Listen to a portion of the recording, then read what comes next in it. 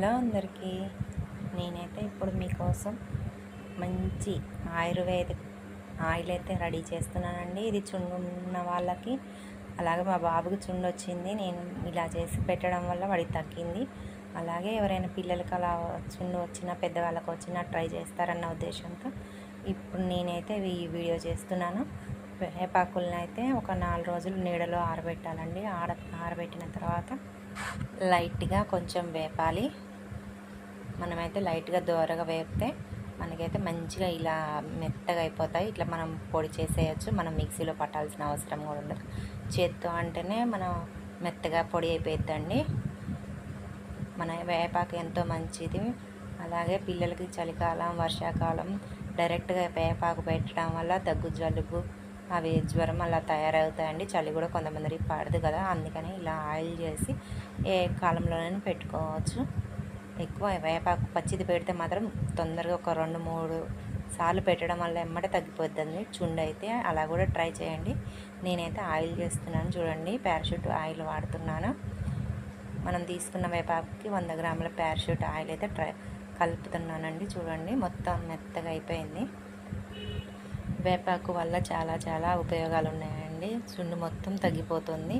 ఒక 2-3 సార్లు వారానికి పచ్చిది పెడితే మొత్తం తగ్గిపోతుంది. కానీ వర్షాకాలం, చలికాలం మాత్రం జలుబు చేస్తుందండి. ఎక్కువ వాడకండి. ఇలా ఆయిల్ చేసి పెట్టుకోవడం వల్ల ఏ ప్రాబ్లం ఉండదు. అలాగే మనం ఎప్పుడైనా పిల్లలకి పెట్టవచ్చు. మామూలు ఆయిల్ ఎలా వాడుకుంటామో మనం అలా వాడుకుంటే సరిపోతుంది. పారాషూట్ ఆయిల్ అయితే అందులో కలిపేసాను. అలాగే ఆముదం అండి, కొంచెం ఆముదం కూడా కలిపితే జుట్టు చిట్లకుండా మంచిగా ఒత్తుగా పెరుగుతుంది. అలాగే మెత్తగా స్మూత్గా ఉంటుందన్న ఉద్దేశంతో ఆముదం కూడా వేస్తున్నానండి. నేనైతే మా పిల్లలకి వాడుతున్నాను కాబట్టి మీకు చెప్తున్నాను. కొంచెం మెంతులు, అలాగే కొంచెం లవంగాయలు వేస్తున్నాను.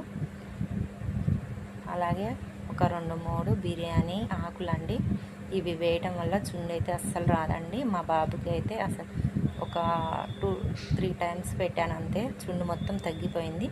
తగ్గింది కదా అని వాడకుండా అయితే ఉండట్లేదు. అదే వాడుతున్నాను, ఇంకా రావట్లేదు. అందుకని మీరు కూడా ఒకసారి ఇలా ట్రై చేసి చూసి ఎలా వచ్చిందో చెప్పండి.